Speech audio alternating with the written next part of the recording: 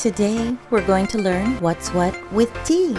A little history, how it grows, how it's processed, and its medical uses. Its genus is Camellia, and it is from the Thalassaceae family. It is native to East Asia, it is edible, and it has many medicinal properties. There are two recognized or main varieties that make up the majority of the tea consumed. However, there are hundreds of hybrid cultivars that have evolved from the Camellia sinensis plant throughout time. Camellia sinensis is native to western Yunnan, China, where it thrives in cool temperatures and high elevations. Its growth is slow and has a smaller leaf structure than the Assamica variety. This plant produces a delicate flavor. Camellia sinensis assamica is native to warmer parts of Assam, India. This plant thrives in warm tropical atmosphere with lots of rain. Its growth is fast and it has a larger leaf structure than the sinensis variety. Its flavor is less delicate and bolder. There are many hybrids cultivated from these two varieties. The tea plant is often referred to as being an evergreen shrub because when cultivated, they are kept trim and closer to the ground. But if these plants were left in the wild or untrimmed, they can grow up to 20 to 50 feet in height. In Linkeng City Prefecture, Yunnan, China, remains the oldest cultivated trees. It is said to have trees 3,200 years old. Tea is steeped in history and rich traditions. There are many legends about how tea was discovered.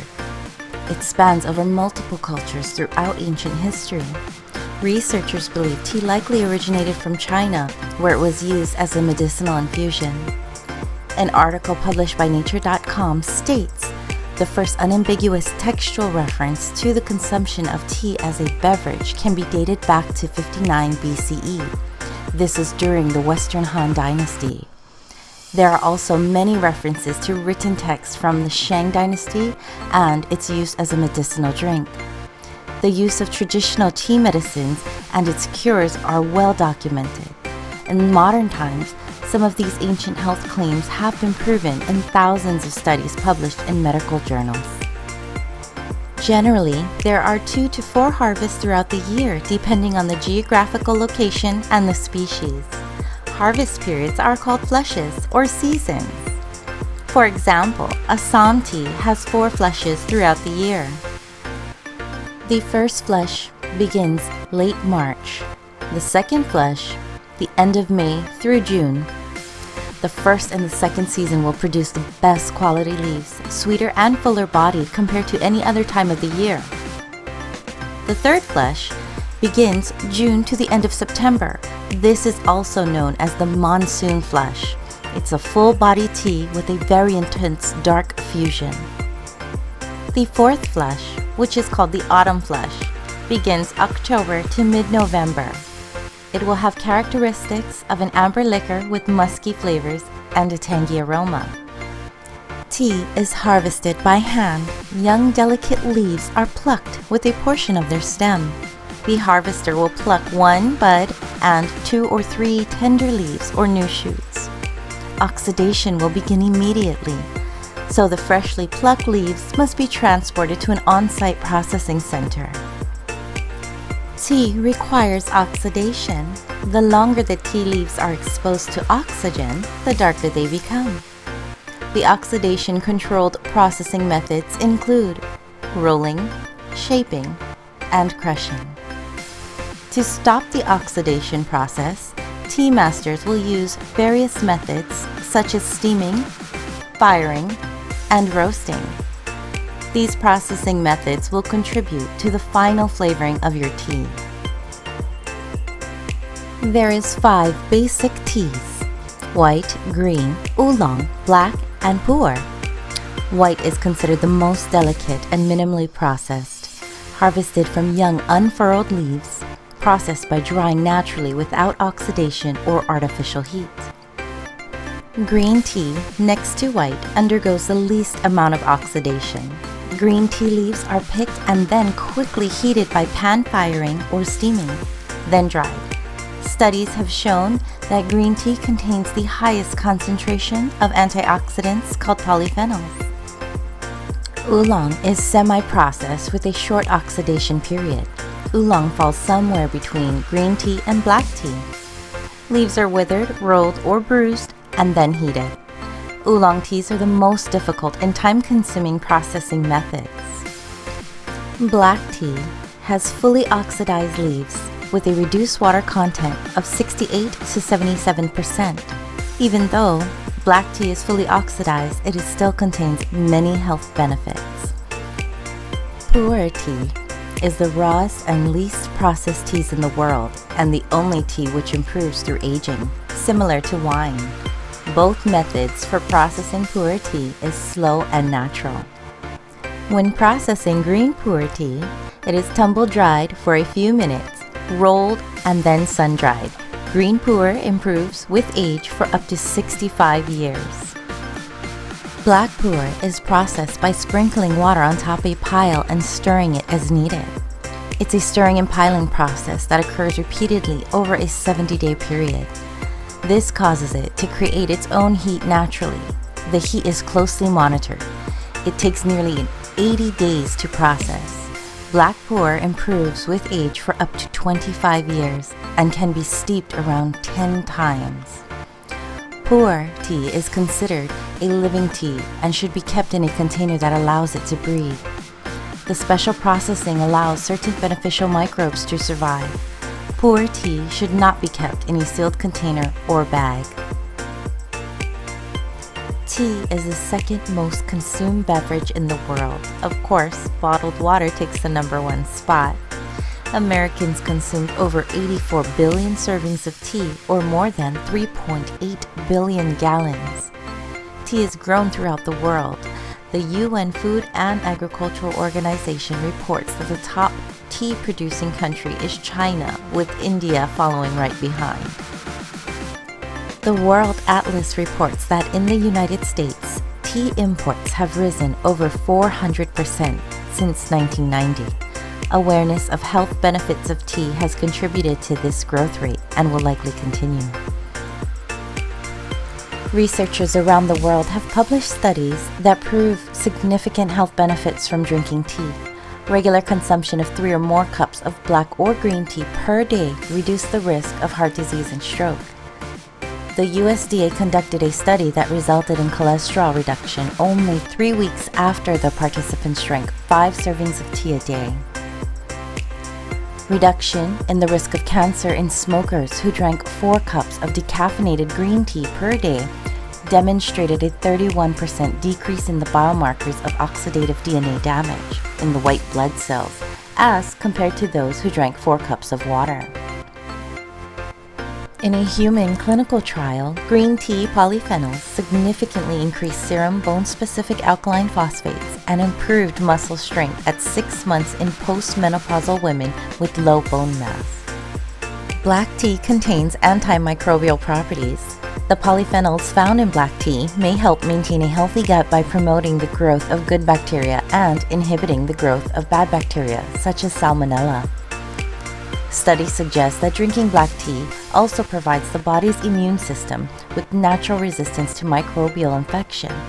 This is according to the Brigham and Women's Hospital and Harvard University authors. Compounds in black tea are capable of killing or suppressing growth and acid production of cavity-causing bacteria in dental plaque.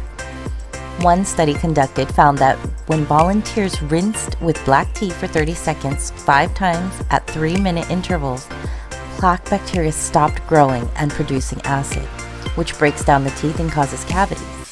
This research supports an earlier Swedish study that found rinsing the mouth with black tea significantly reduced plaque buildup. Regular black tea consumption, about 3 cups per day, for 6 months resulted in lower blood pressure for participants in a case study, significantly lowering their systolic BP and diastolic BP.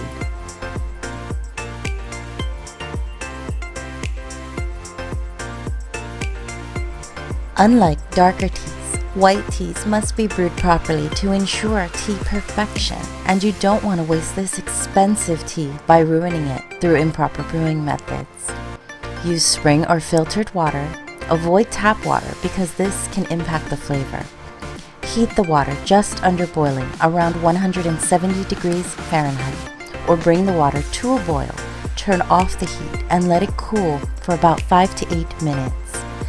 Use about 2 tablespoons of white tea to 6 ounces of water. Steep 1 to 5 minutes. Taste test your tea after 1 minute, then every 30 seconds until you achieve tea perfection on your taste buds. Sit back and enjoy your low caffeine white tea packed with antioxidants. One of the most important steps in brewing green tea is to make sure the water is not too hot. This will cause bitterness, as well as steeping the tea too long can impart bitterness. Heat your water to 165 through 185 degrees Fahrenheit. Use about 2 teaspoons of green tea per 6 ounces of water. Steep your tea for 2 minutes, then every 30 seconds, taste test your tea until you obtained the desired flavor. Preparing oolong tea, you will need to heat the water to around 185 to 205 degrees Fahrenheit. Or you can bring the water to a boil, turn off the heat, and let it cool for about 3 to 5 minutes. Use about 1 teaspoon rolled leaves or 2 tablespoons of loose leaf per 6 ounces of water. Steep 1 to 5 minutes. Taste test your tea after 1 minute, then every 30 seconds until you achieve your desired taste. The most powerful antioxidant in oolong tea is EGCG, which has been shown to boost cardiovascular and metabolic health, which can reduce the risk of heart disease due to its anti-inflammatory properties and reduce the risk of type 2 diabetes. Black teas brew at higher temperatures. Heat your water to 190 through 210 degrees Fahrenheit. Use about 2 teaspoons of tea per 6 ounces of water.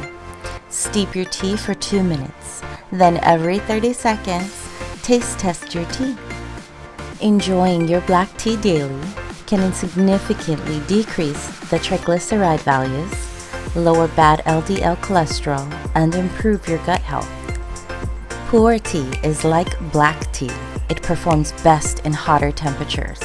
Also, the hotter your water, the stronger your brew.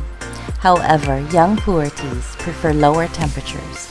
Heat your water to 205 through 212 degrees Fahrenheit.